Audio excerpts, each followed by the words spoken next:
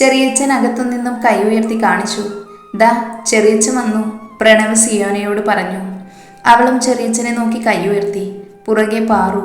സിയോന പ്രണവിൻ്റെ കയ്യിൽ ഒന്നുകൂടെ അമർത്തി. ചേച്ചിയുടെ രൂപം തന്നെ മാറിയതുപോലെ. ചുരിദാറോ സാരിയോ ഇതിലേതും ഒന്ന് മാത്രമേ ഉപയോഗിച്ചിരുന്നുള്ളൂ. എന്നാലും ചേച്ചി യാഥാർത്ഥ്യത്തിലേക്ക് വന്നല്ലോ, ജീവിതമായി പൊരുത്തപ്പെട്ടല്ലോ. അതോർത്ത് സിയോന സന്തോഷിച്ചു. എല്ലാവരുടെയും ജീവിതത്തിൽ പ്രശ്നങ്ങളുണ്ടാവും. താൻ അനാഥാലയത്തിലായിരുന്നപ്പോൾ എന്നും ചിന്തിച്ചിരുന്നു പാവങ്ങൾക്ക് മാത്രമേ സങ്കടമുള്ളൂ എന്ന്. തൻ്റെ ജീവിതത്തെക്കുറിച്ച് ഓർത്തു കരയാത്ത ദിവസങ്ങളില്ലായിരുന്നു. അപ്പോഴും സിസ്റ്റർ റിയ ആശ്വസിപ്പിക്കും. നിന്റെ ജീവിതത്തിൽ വലിയ മാറ്റങ്ങൾ സംഭവിക്കും, ദൈവം നിന്നെ ഉയർത്തും. ചെറിയച്ഛൻ അടുത്തെത്തിയപ്പോൾ പ്രണവ് വേഗം ചെന്ന് കെട്ടിപ്പിടിച്ചു. ഒരു 2-3 മിനിറ്റ് അത് നീണ്ടുപോയി. മോനു, നിനക്ക് സുഖമല്ലേ? നിന്റെ മിഷൻ അവസാനിച്ചില്ലേ? അവസാനിച്ചു, ഒരാൾ കൂടി. അത് ചെറിയച്ഛന് വിട്ടേക്ക്. സിയോന രണ്ടും കൈകി നീട്ടി പാറുവിനെ അരികിലേക്ക് വിളിച്ചു. പാറു ചിരിച്ചുകൊണ്ട് സിയോനയെ ഹഗ് ചെയ്തു. സിയോനയുടെ കണ്ണുകളിൽ സന്തോഷത്തിൻ്റെ വെട്ടമുണ്ടായിരുന്നു. എടി ചേച്ചി, നീ ഒത്തിരി മാറിപ്പോയി, എനിക്കൊരുപാട് സന്തോഷമായിട്ടോ, സിയോന പറഞ്ഞു. പ്രണവ് പാറുവിനെ നോക്കി കൈനീട്ടി അവളെ നേരെ പിടിച്ചു. അവൾ ഓടി വന്ന് അവനെ കെട്ടിപ്പിടിച്ചു. അവൻ്റെ കഴുത്തിൽ കൈ ചുറ്റി അവളെ ഇറുക്കെ പിടിച്ചു. വെള്ളത്തിൻ്റെ നനവ് തോന്നിയപ്പോൾ അവൾ കരയുകയാണെന്ന് അവന് മനസ്സിലായി. പാറു, വേണ്ട. ചെറിയച്ഛൻ വന്ന് അവളെ പിടിച്ചു മാറ്റി. വണ്ടിയിൽ കയറ്, ആളുകൾ ശ്രദ്ധിക്കും. ഞാൻ ഓടിച്ചാലോ? ചെറിയച്ഛൻ പറഞ്ഞു. പ്രണവ് കാറിൻ്റെ കീ ചെറിയച്ഛന് നേരെ നീട്ടി. ആൻറ്റിയൊക്കെ എന്തു പറയുന്നു? മോളൂനെ കൂടി കൊണ്ടുവരാമായിരുന്നു, എങ്കിൽ ഊർമിള തനിച്ചാവില്ലടാ. അവിടുത്തെ അവസ്ഥ നിനക്ക് അറിയാത്തതാണോ? അച്ഛനും മോനും എല്ലാം എൻ്റെ തലയിൽ വെച്ചിരിക്കുവല്ലേ. ഇവിടുത്തെ കാര്യവും എല്ലാം കൂടി ഞങ്ങൾക്ക് എന്ത് ചെയ്യാനാകും? എൻ്റെ ചെറിയച്ഛനെ പോലെ അതൊക്കെ ഒറ്റയ്ക്ക് മാനേജ് ചെയ്യാൻ ആർക്ക് സാധിക്കും? മതി മോനു എനിക്കിട്ട് താങ്ങിയത്. എല്ലാവരും കൂടി ചിരിച്ചു. പാറുവിൻ്റെ മാറ്റം പ്രണവിനെ കുറച്ചൊന്നുമല്ല സന്തോഷിപ്പിച്ചത്. അവൻ ഇടയ്ക്ക് തിരിഞ്ഞു രണ്ടുപേരെയും നോക്കുന്നുണ്ടായിരുന്നു. രണ്ടുപേരും എന്തൊക്കെയോ വിശേഷങ്ങൾ പങ്കുവെക്കുന്നു. മോനെ, ദിനേശിനിട്ട് നീ എങ്ങനെയാ പണി കൊടുത്തത്? അത് ചെറിയച്ഛ, അവൻ്റെ പൊടി പോലും കേരളത്തിലില്ല. അവൻ അത്രയ്ക്ക് പേടിച്ചോ? നമ്മുടെ തിരുമേനിയ എന്നെ സഹായിച്ചത്. ഒരു നല്ല കാര്യത്തിനല്ലേ എന്ന് വിചാരിച്ച് അദ്ദേഹം സമ്മതിക്കുകയായിരുന്നു. അതെന്താ ഞാനറിയാത്ത രഹസ്യം? സിയോന ചോദിച്ചു. എന്നോട് പറഞ്ഞില്ലല്ലോ. അതോ, അവന് ഞാനൊന്ന് വിരട്ടി. എങ്ങനെ? സിയോന അത്ഭുതം പൂണ്ടു. പാർവതിയുടെ പ്രേതത്തെ സൃഷ്ടിച്ചു, നമ്മുടെ തിരുമേനിയുടെ സഹായത്തോടെ. പ്രണവ് വിശദമായി എല്ലാം പറഞ്ഞു. ബൈക്ക് എങ്ങനെ അവിടെ എത്തിയപ്പോൾ നിന്നു? സിയോന ചോദിച്ചു. ബൈക്കിൽ നിന്നും പെട്രോൾ ഊറ്റിയെടുത്ത്. അവൻ ബാറിലായിരുന്നപ്പോൾ അതിനൊക്കെ ആളുകൾ ഉണ്ടായിരുന്നു. പെൺകുട്ടി ആരായിരുന്നു? അത് നമ്മുടെ ദേവിൻ്റെ കരവിരുതായിരുന്നു. ഒരിക്കൽ കൂടി ആ ഫേസ് മാസ്ക് ഉണ്ടാക്കി. ഒരു പെൺകുട്ടിയുടെ പാർവതിയുടെ മുഖവുമായി സാമ്യം തോന്നുന്ന പെൺകുട്ടി. നമ്മുടെ മേക്കപ്പ് മാന് രവീന്ദ്രൻ തന്നെ ആയിരുന്നു? സഹദേവൻ ചോദിച്ചു. അതെ, പ്രണവ് മറുപടി പറഞ്ഞു. നമ്മുടെ കുടുംബത്തിന് വേണ്ടി എന്തും ചെയ്തു തരാനുള്ളവരാണ് അവരൊക്കെ. നിന്റെ കേസൊക്കെ ഒതുക്കിയില്ലേ? സഹദേവൻ സിയോനയോട് ചോദിച്ചു. ഫയൽ ക്ലോസ് ചെയ്തു ചെറിയച്ഛ. തെളിവുകളില്ലാത്ത കൊലപാതകങ്ങൾ എന്നും സംശയം മാത്രമുള്ളൂ. ഏതോ മൃഗത്തിൽ ആക്രമിക്കപ്പെട്ട 4 പേര്. പ്രണവ് ചെറിയച്ഛനെ നോക്കി ചിരിച്ചു. മന്ത്രിയെ തന്നെ പിടിച്ചു അല്ലേ? പ്രണവ് ചോദിച്ചു. അതേടാ, ഇവളെ മാറ്റി വേറെ ആരെങ്കിലും ആക്കിയാൽ സംശയത്തിൻ്റെ നിഴൽ പോലും നിന്റെ മേൽ വീഴാൻ പാടില്ല. ഞാൻ ഒരുപാട് വെള്ളം കുടിച്ചു ചെറിയച്ഛ. എൻ്റെ കൂടെയുള്ളവർ ചോദിച്ചു ബാക്കിയെല്ലാം തെളിയിച്ചിട്ട് ഇത് മാത്രം എന്താ എന്ന്. അതുകൊണ്ട് തന്നെ അതൊരു വലിയ കടമ്പയായിരുന്നു. എവിടെയെങ്കിലും ഒരു തെളിവുണ്ടോ എന്നാണ് ഞാൻ പരിശോധിച്ചത്. പ്രണവ് നന്ദിയോടെ സിയോനയെ നോക്കി. അവൾ അവനെ നോക്കി കണ്ണടച്ച് കാണിച്ചു. സംഭവാമി യുഗേ ചെറിയച്ഛൻ പറഞ്ഞു. അല്ല, ആ കൊരങ്ങൻ എവിടുന്നാ? പാറു ചോദിച്ചു. അത് നമ്മുടെ ശങ്കരനില്ലേ, എൻ്റെ സുഹൃത്ത്, സർക്കസ് കമ്പനിയുള്ള. അവൻ്റെയാ. ആളുടെ പടവും ചെയ്യേണ്ടത് എന്താണെന്ന് ഒരു ഡെമ്മിയിൽ കാണിച്ചു കൊടുത്താൽ മതി. അതുപോലെ ചെയ്ത് അടുത്തുള്ള കുളത്തിലോ വെള്ളത്തിലോ മുങ്ങിയിട്ട് വരും. ലക്ഷ്മിയമ്മ പാർവതി കണ്ട് പേടിച്ചത് പ്രണവ് എങ്ങനെ അറിഞ്ഞു? സിയോന ചോദിച്ചു. തങ്കം പറഞ്ഞു. അന്ന് ഞാൻ രക്ഷിച്ച ദിവസം നമ്പർ വാങ്ങിയിരുന്നു. തങ്കം അവിടുത്തെ വിശേഷങ്ങൾ പറയുന്നത്. എടാ, നമുക്ക് ഈ തങ്കത്തിനെ അങ്ങ് എടുത്താലോ? പ്രണവ് ഒന്നും മനസ്സിലാകാതെ ചെറിയച്ഛനെ നോക്കി. മോനു ഊർമിയുടെ അനുജന് വേണ്ടി ആലോചിക്കാമെന്ന്. അതുകൊള്ളാം, എല്ലാവരും പറഞ്ഞു. നമുക്ക് എന്തെങ്കിലും കഴിച്ചാലോ? സിയോനയാണ് പറഞ്ഞത്. അയ്യോ വേണ്ട, പത്മിനി തമ്പുരാട്ടി വാളെടുക്കും, ചെറിയച്ഛൻ പറഞ്ഞു. അധികം ദൂരെ ഇല്ലല്ലോ. കാർ ഗേറ്റ് കടന്ന് അകത്തേക്ക് ചെന്നപ്പോഴേക്കും പത്മിനി വാതിൽ തുറന്ന് പുറത്തു വന്നു. കൂടെ മഹാദേവനും. യാത്രയ്ക്ക് സുഖമായിരുന്നോ മോളെ? അതെ അമ്മേ, പാറു പറഞ്ഞു. സിയോന പാറുവിന്റെ ബാഗ് എടുത്ത് അകത്തേക്ക് പോയി. മോള് കയറി വാ, കുളിച്ചിട്ട് വരുമ്പോൾ അമ്മ കഴിക്കാൻ എടുത്തു വെക്കാം എന്ന് പറഞ്ഞ് അവളുടെ നെറുകയിൽ തലോടി. നമ്മളെ ഒന്നും ആർക്കും വേണ്ട, സഹദേവൻ പറഞ്ഞു. മഹാദേവൻ ചെന്ന് സഹദേവനെ കെട്ടിപ്പിടിച്ചു. പത്മിനി അവന്റെ കവിളിൽ ഒരു ചെറിയ നുള്ളു കൊടുത്തു. ഊർമിളയും മോളും വരുമെന്ന് പ്രതീക്ഷിച്ച് ഞാന് അവളെ കാണാൻ കൊതിയാവുന്നു.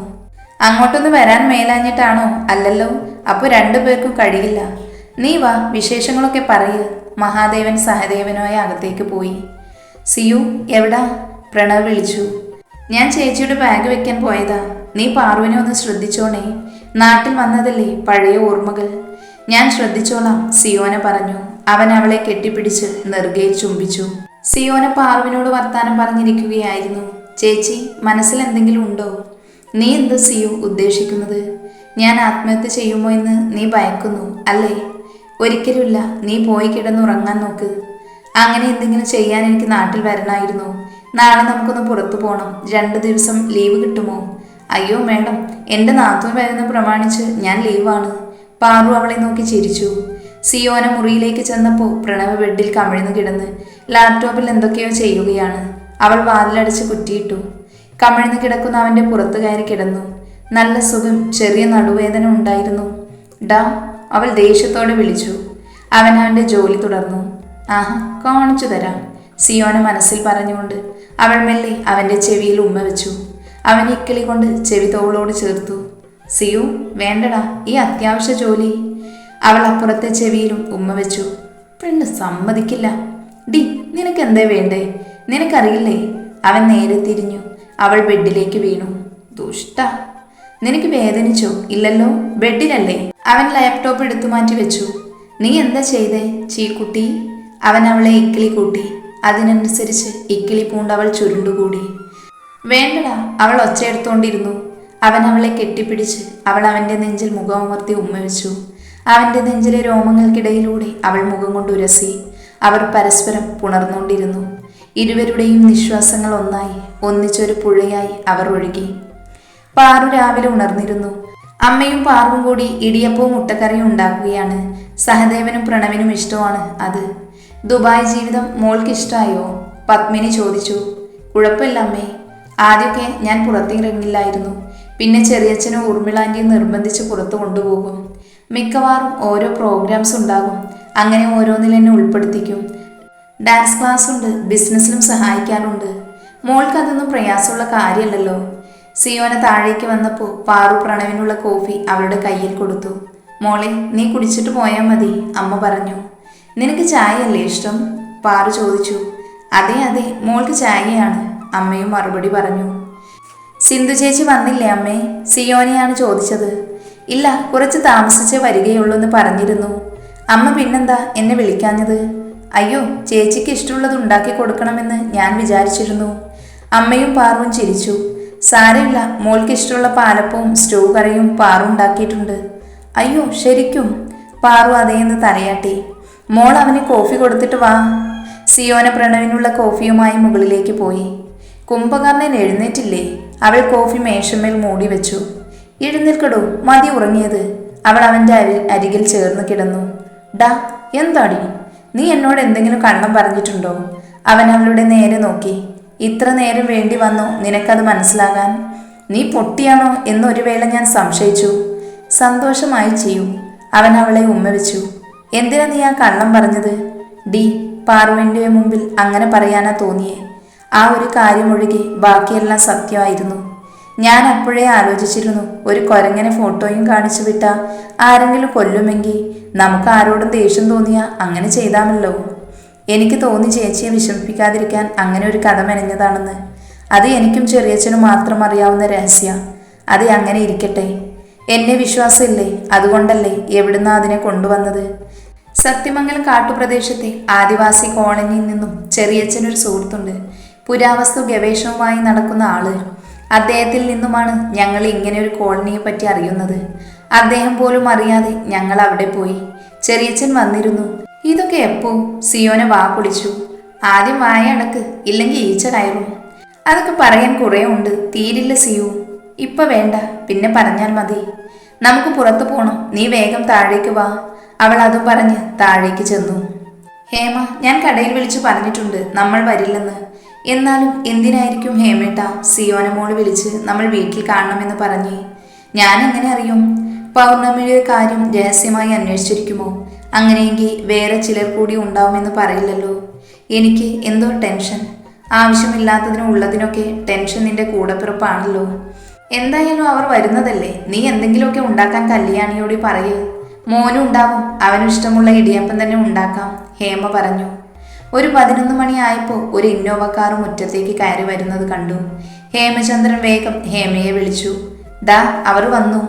അയാൾ വേഗം ചെന്ന് വാതിൽ തുറന്നു. ഹേമയും വേഗം അങ്ങോട്ടേക്ക് ചെന്നിരുന്നു. അയാൾ ചിരിച്ചുകൊണ്ട് സിറ്റ് ഔട്ടിലേക്ക് ഇറങ്ങി. അതിൽ നിന്നും പ്രണവും സിയോനയും പുറത്തിറങ്ങി. പ്രണവിനെ കണ്ടപ്പോൾ അവരുടെ മുഖം സന്തോഷം കൊണ്ട് വിടർന്നു. പിന്നെ സഹദേവനും മഹാദേവനും പത്മിനിയും ഇറങ്ങി. അവസാനമായി ഇറങ്ങിയ ആളെ കണ്ടപ്പോൾ പെരുവിരലിൽ നിന്നും ഒരു വിറയൽ മുകളിലേക്ക് വന്നു. രണ്ടുപേരും പരസ്പരം നോക്കി. ഹേമയുടെ ദേഹം തളരുന്നത് പോലെ അവൾ ഒരു വിറയലോടെ ഹേമചന്ദ്രന്റെ ചുമലിലേക്ക് ചാഞ്ഞു.